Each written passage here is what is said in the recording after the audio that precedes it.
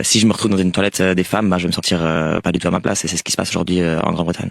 Peut-être que dans l'autre sens, on peut aussi ressentir la peur de certaines femmes de se retrouver dans des vestiaires où il y aurait des femmes trans qui auraient gardé leur appareil génital masculin. Vous comprenez aussi cette crainte? Écoutez, la majorité des agressions sexuelles qui se passent, elles se passent dans l'espace privé.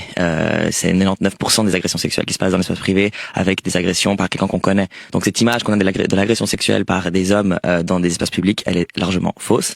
Et en plus, le fait que ce soit perpétré par d'autres femmes, c'est-à-dire des femmes trans, c'est encore plus faux. Les femmes ne sont pas en danger par d'autres femmes. Le problème, c'est bien les hommes. Mais c'est peut-être leur ressenti aussi. On doit aussi respecter les craintes des femmes. Il y a 2 semaines, justement, la Cour suprême britannique a tranché sur la définition de ce qu'est une femme.